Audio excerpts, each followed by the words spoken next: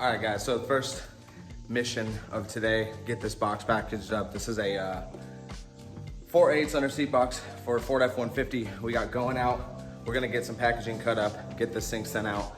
FedEx is gonna be here next couple hours to pick it up. So we got some time, let's get this thing wrapped up.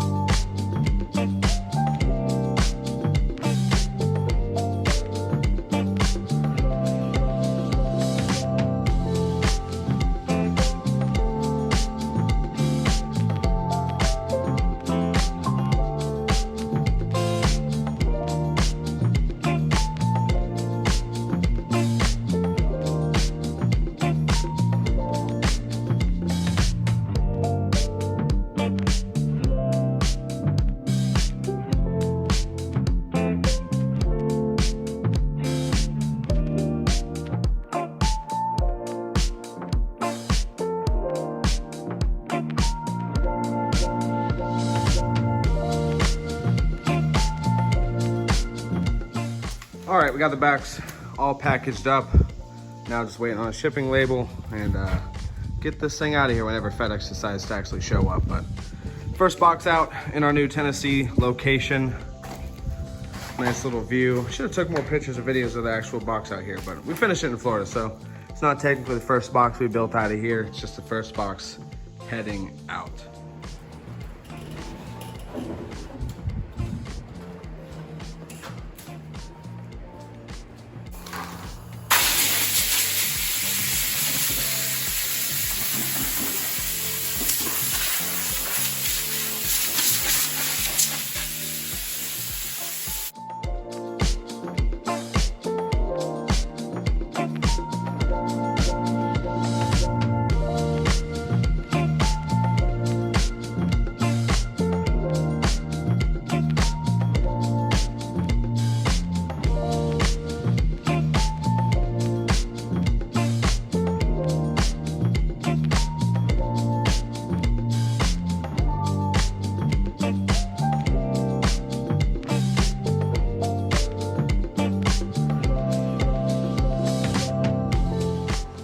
All right, so this is a 07.5 to 18 Chevy underseat box for 4/8.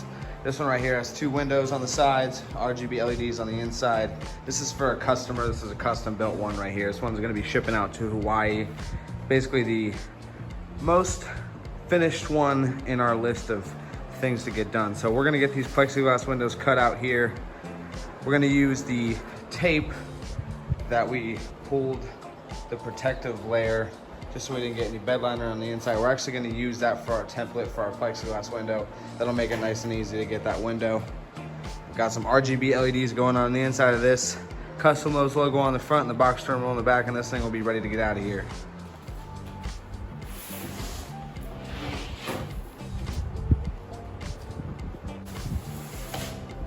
So we're gonna be using some 1/2-inch plexiglass for most of these underseat boxes.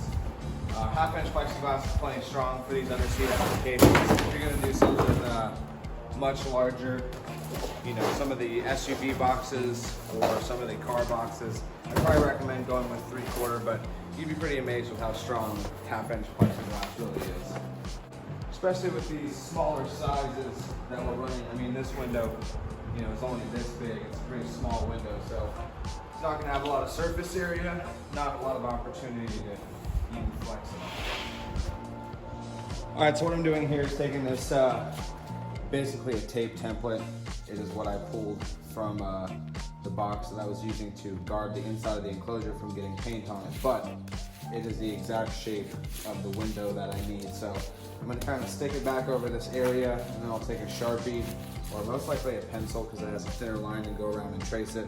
I'm gonna cut this shape, most of this shape on the table saw, and we'll take the round edges and we'll do that on the sander. Normally I would do something like this on the router, make a template, but I'm still getting my shop set up fully, so we're gonna do what we can for now.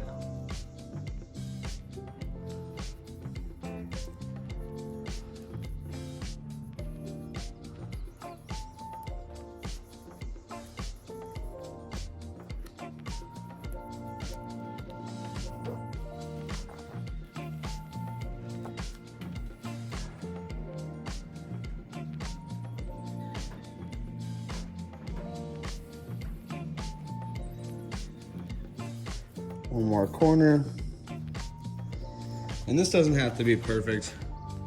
I mean, honestly, this tape is likely slightly bigger than what size piece of plexiglass will fit into that hole either way, but basically we got our shape. Now we're gonna know what we need to cut on the table saw. So I'm basically gonna cut my rough shape out, probably in a square, and then cut down the sides separately.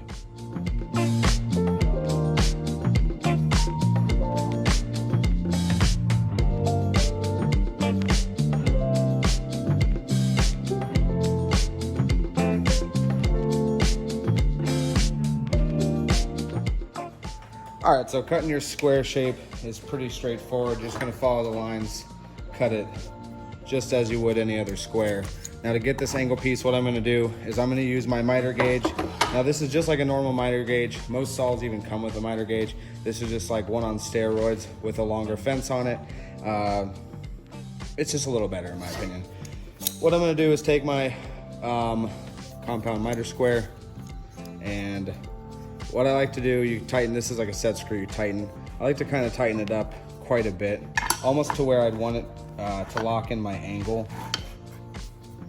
So I'm gonna go ahead and use that, slide this piece on my straight edge, and I'm gonna use this to find my angle. I'm gonna kind of check both of them to make sure the angle remains the same.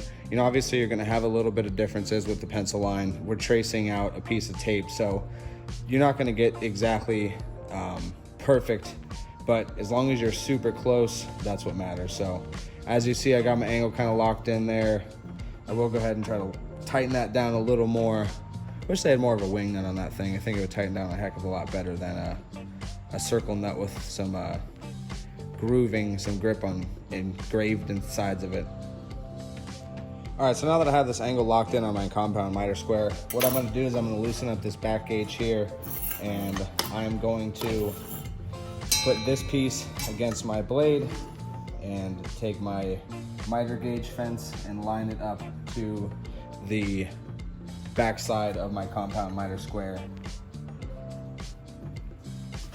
Lock that in. Now the nice thing I like about this thing is you can actually adjust this fence side to side. I like to have it as close to the blade as possible, obviously without touching.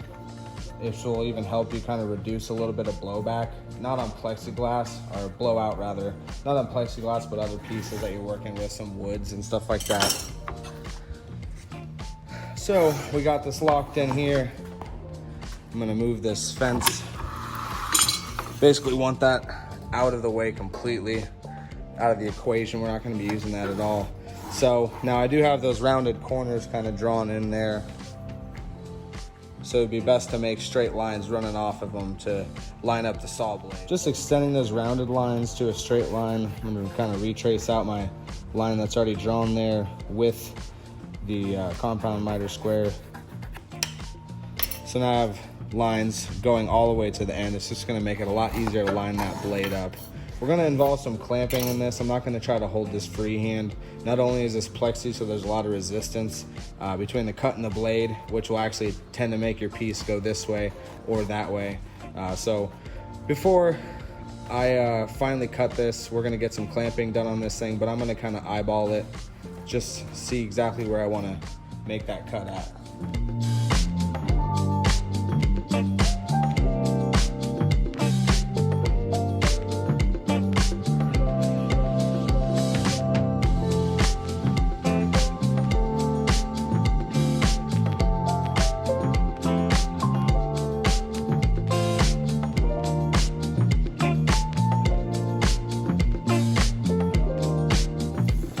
All right, so now we got our plexiglass cut to shape. We're gonna use this Delta tabletop sander here to finish off these rounded corners. This thing actually will take away quite a lot of material. Oh, you need power for your power tools. Let's see what's going on. Yeah, it'll never work if it's not plugged in.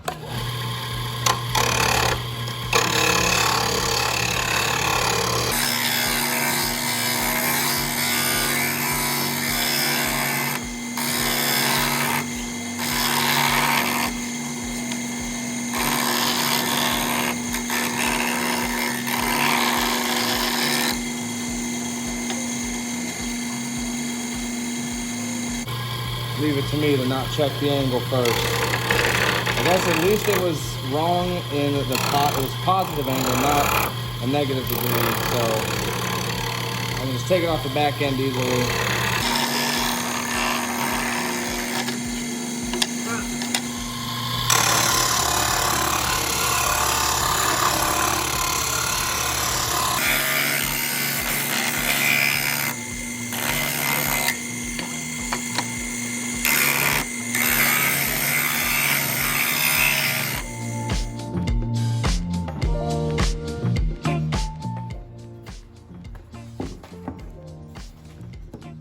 All right, so the window's a little big, but that is honestly a good thing. You can always take more off. You can never add more back in. So basically where it looks like it's big to me is along this front side edge.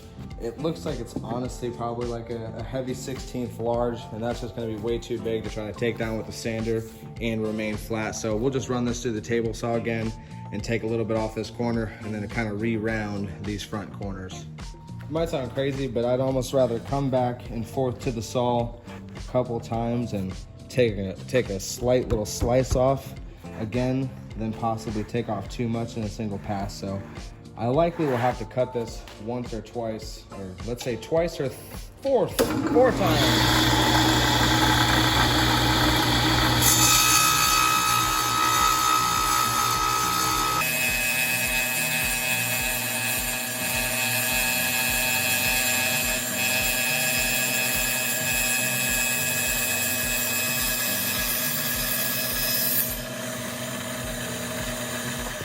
So you'll probably notice how slowly I cut that, and it wasn't because it's plexiglass. You can cut plexiglass at a pretty decent speed, honestly, but when you're making little thin slices, especially on hard material, your blade will have some deflection to it either way. So if you go real slow with little thin passes, you're definitely gonna avoid that.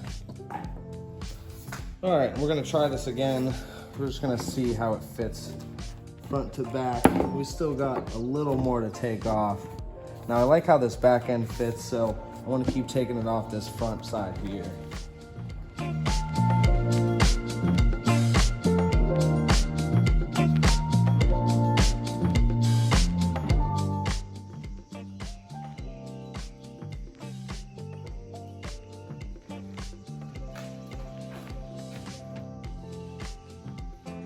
So after a bit of sanding, we got this piece in here, fully mounted, fits really nicely, pretty snug. Now you can see there's a slight lip around the whole thing. Now basically what I'm gonna do there is put a really small chamfer around the outside edges of the plexiglass, and we'll buff them, and I think it's just a nice little touch you can add to them. All right, well, with how much sanding and stuff that one took, what I'm gonna do is, got some dots of super glue on here, just DAP Rapid Fuse super glue. I'm gonna stick this piece onto that piece, use it as a template, and just go ahead and start using my router now. Throw a flush trim bit on there, a 1/4" spiral trim bit, and it'll take that right down. Make a lot less work out of it. That super glue might say that it's a 30-second bond or whatever, but when you are bonding two pieces like that and you got the air between them, it never seems to dry that fast. So I still got the logo to put on, the box terminal to put in, so I'm gonna go ahead and get that stuff done while we're waiting on that. I usually give it a couple minutes. Normally it's like pieces.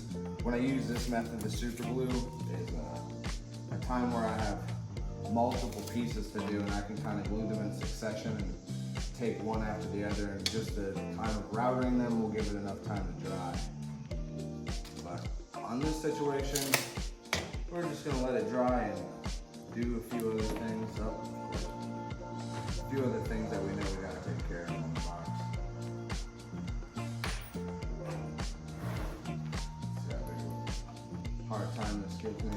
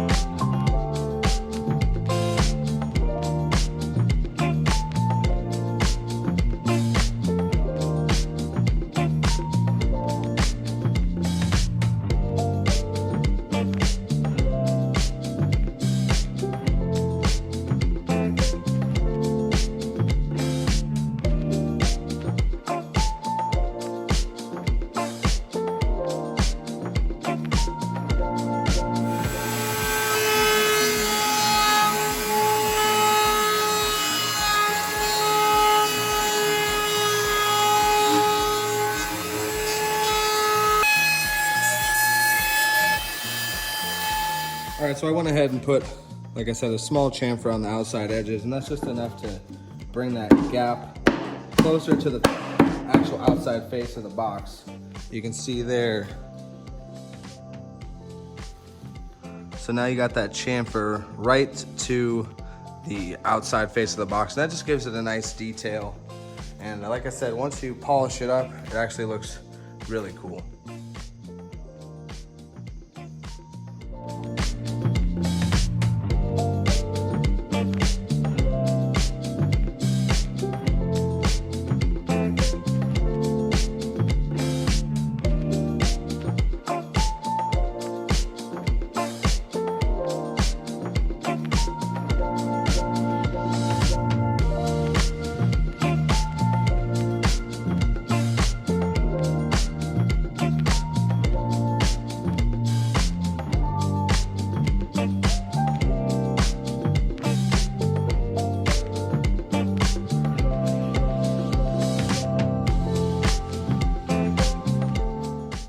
All right, so I get a lot of questions about how I polish my plexiglass and turn it from, I guess you could say, this into this. Now this is just a quick polish, obviously.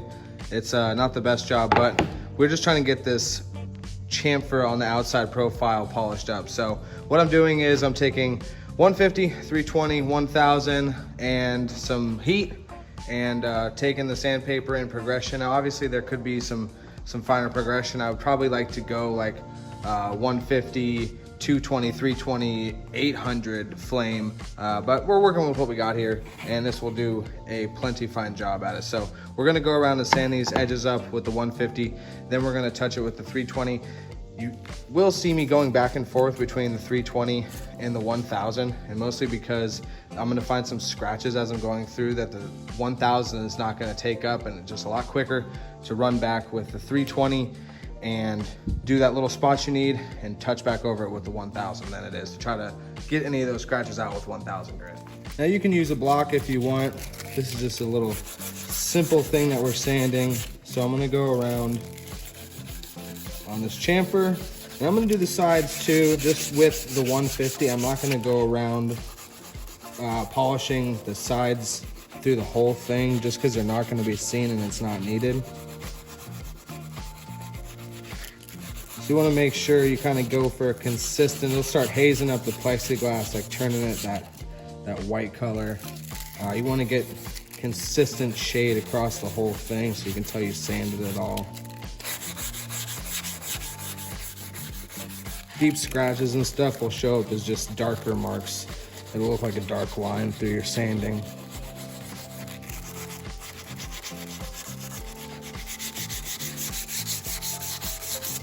You can kind of see in here, I went over that a couple passes. Oh, went over this a couple passes already, and this is a more consistent white shade, whereas this is darker. That means this has a deeper groove on it that I gotta take off, and that's besides the chamfer itself.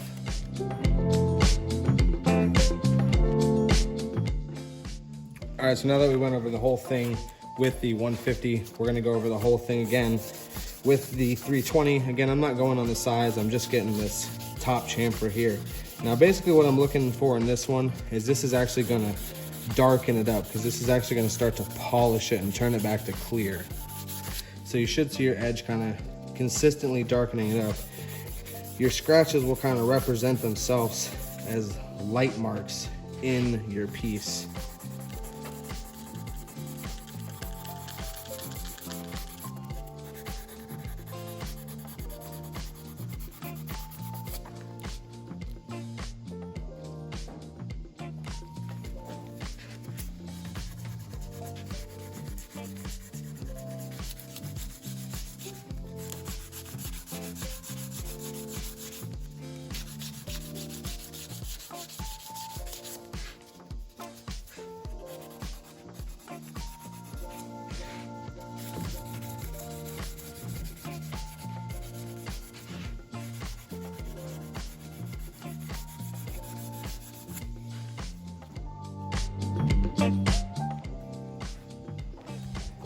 And then your final sanding step, once you get through the 320, you're gonna hit it with the 1000. And with this, you're definitely gonna see some darkening. It's gonna make it even darker, the edge.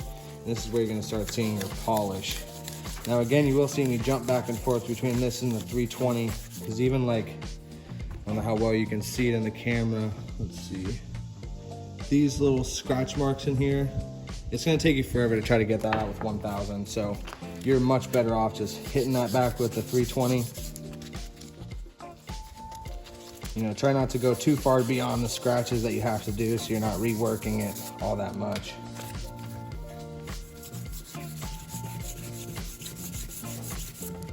And then you should see them scratches kind of disappear. Your sanded area darken back up. You'll see where it's starting to become clear again and darken back up comparison to the two sides. And go around and do the whole thing like this. And again, I'm just getting this chamfer edge around the sides. I'm not really too concerned with the side. That's gonna be inside the rabbet that I cut out to hold the plexiglass, and you're not gonna see that in the end.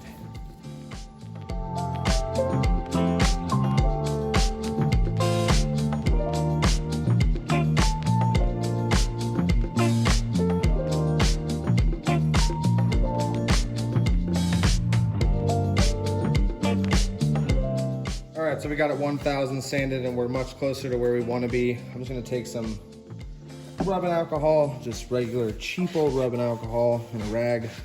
Wipe these corners. That'll kind of free away or take away the dust and any dirt that's on the edge that I'm going to try to polish, because that flame will basically just melt it into the surface if you don't take care of it now.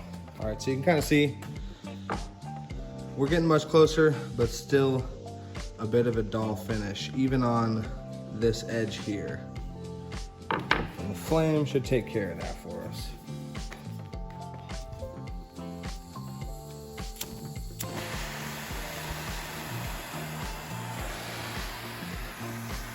All right, and you want to kind of keep a steady speed with a consistent distance, and you're just trying to fan over it. You're trying to heat up the edge, and it'll kind of take away those scratches.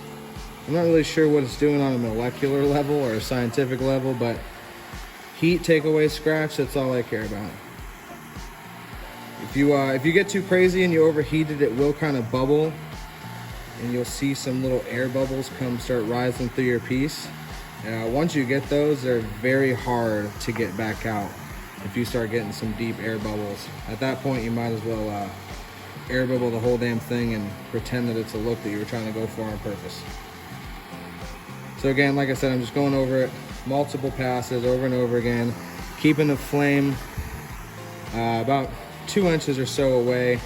Now this is, I normally use propane. This is acetylene, I believe, and this actually gets a lot hotter than the propane torch, so you gotta be a lot more careful. The propane torch, or like just a normal butane handheld torch, you can really kind of go pretty slow with it. It's definitely a learning curve jumping back from propane to this.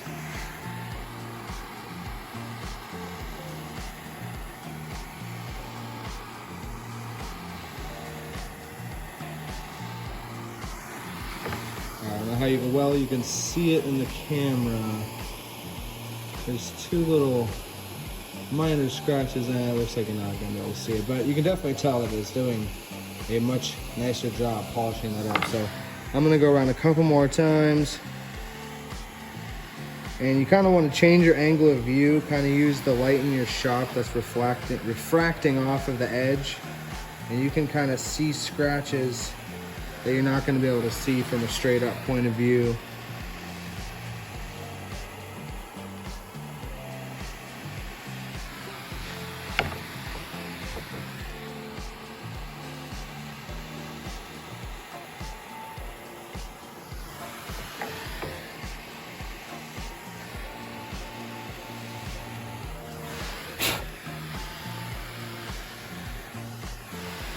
Now sometimes you will overheat it and it'll kind of rehaze your corner. I don't know how well you can, gotta get a better camera, but you can see that kind of rehaze that corner. So I'm gonna leave that alone for a couple seconds. Go around, touch up some of these other areas I have, and I'll come back to that once the heat reduces a little bit. And you can touch it with the torch again and it'll fix that haze you got there.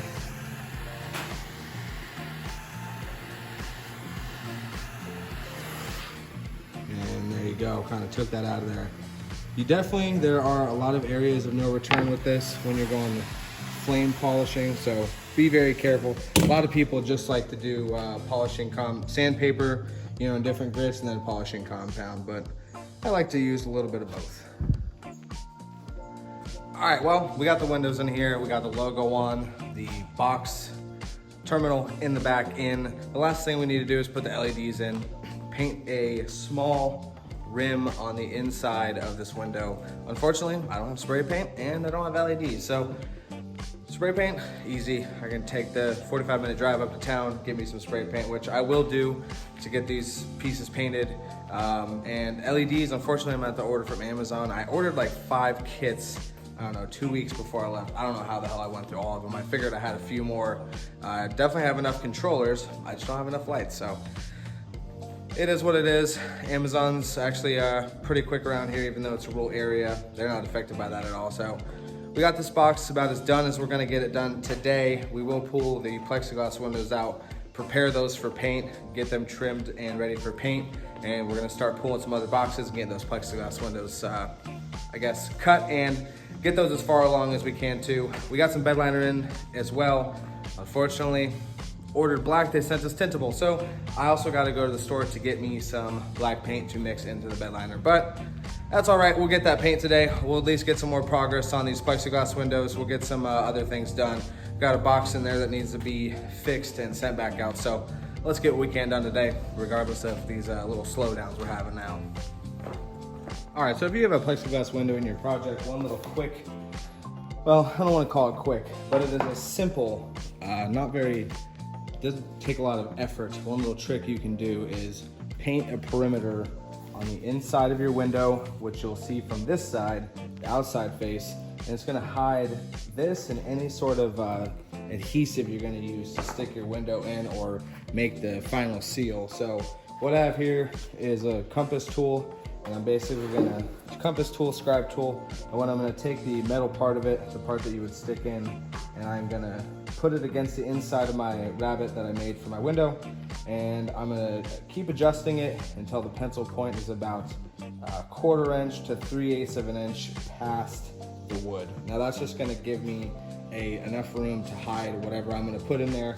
If you have a little silicone sealant in here and it oozes out, it can kind of ooze out a tiny bit and you don't have to worry about wiping it from the inside. So I got my compass scribe tool set basically right there. Now I'm just kind of eyeballing it. It's different for every project. It's kind of the awesome thing about doing things by hand. So take my piece of plexiglass. Now I got on my front face, I already had an X because I put this chamfer on there and we polished that previously. So I'm gonna take my compass tool and metal part against the side edge, outside edge. And what I like to do is pinch my thumb and my finger. I don't know about other models of this, but it seems like it has a little bit of play in there, which you don't really want when you're trying to do a perfectly straight line. So I'm gonna kind of hold it in place and guide around. Now I'm gonna draw just straight lines on the sides. I'm not gonna try to follow those curved lines. I'm gonna add those in later with like by tracing like a larger washer or something like that. Because if you use the scribe tool to try to follow that bend, you can see it's nearly no contour in that area if you just straight follow through with this. It almost follows that 90-degree bend. So if you're doing a lot of projects like I am, you likely have some random assortment of washers laying around like I do. This is just a large washer I have here. Now I'm gonna basically take my pencil and draw myself a nice rounded corner on the inside of there. Same thing with this. You can go bigger or smaller. I kind of change it up depending on the look of the box or the look I'm going for overall. This already has some pretty decently large rounded corners on it, so I think going with this big round will make a good match for that. So then we got our pencil line. Now it's time to get the razor blade. So in a perfect world, you'd be using a brand new fresh razor blade to do something like this, but in my world, I don't have the right razor blades when I need them. Decently sharp one will work. You just got to make sure you use a lot of pressure. So I'm just going to pick a starting point, and this is where a steady hand definitely comes into play. You're going to press not as hard as you can, but you want to apply a good amount of pressure. You want to make sure you're going to cut clean through that tape and the little bit of adhesive backing that they have on the back of the paper. And keep going around. If you can avoid it, don't pick up your razor blade. That will just give you little marks that you can kind of see that you try to connect your dots. So in small pieces like this, it's convenient just to rotate your piece as you go. And I will try to stay with like following one side or the other of the pencil line, but sometimes you go off and you're better off just sticking to that side once you've already deviated instead of trying to fix it in the process, because then it'll just kind of represent itself as a wavy line. Forgot a little round right there. All right, so I'm gonna restart my line. I said don't do that, but basically what I'm doing is I'm starting back a 1/2 inch, gonna re-drag it through. Again, you wanna be applying a decent amount of pressure to this because you wanna cut through that paper the first time. When you're pulling your paper off the edges and it is not a clean pull off or a clean cut, you'll get some frayed edges and it's not gonna look good when you end up painting it. All right, so see here I'm on the outside of the pencil line and I started on the inside of my pencil line there. So I kind of know I'm gonna have to correct that. So we got, if my camera focuses, maybe. So here we're on the outside of the pencil line, here we're on the inside of the pencil line. So as I make my round, you wanna kind of correct that as best as you can.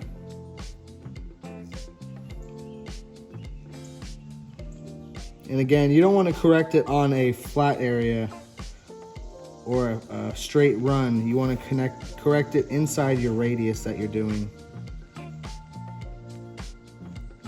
All right, that worked pretty good. So if you can see that, I was able to connect those lines. Even though that was on the outside and that was on the inside, I pulled it through in the radius instead of trying to do it on the straight edge. All right, so after you got that cut, you want to find a corner like that. I just rolled it with my thumb, and you want to carefully peel around Now again, like I said, you want to apply a lot of pressure because this is what you're looking for. When it pulls off of there, you know, you're gonna have a little bit of rips and tears along the way inside this area, but this here, you want a nice, clean, crisp line for when you're painting it.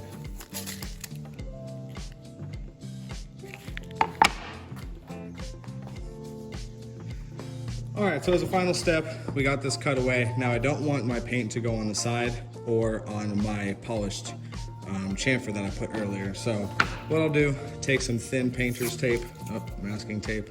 Let's see if this one's gonna be a pain in the butt to us.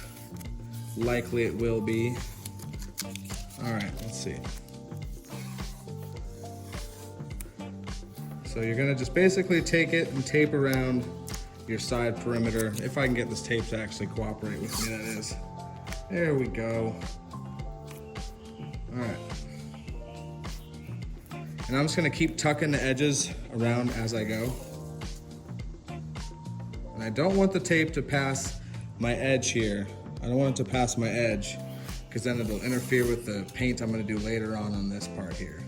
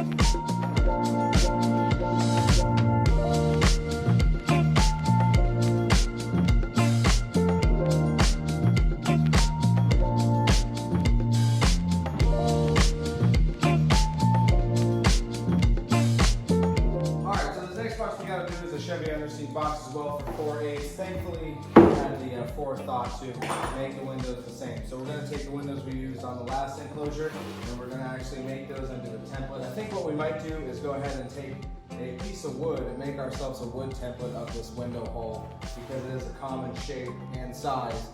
So we'll have something to replicate multiple times over and over again later on down the road.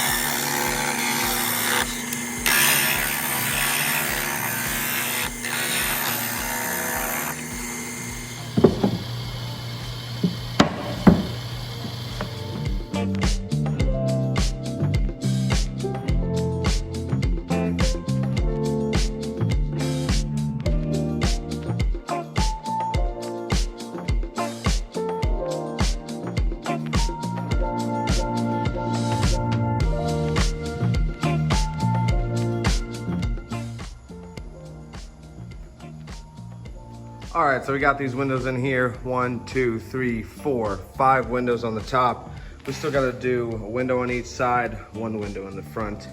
On this box here, we got these windows cut and chamfered. Still gotta polish them up. But we'll end this video here for another one.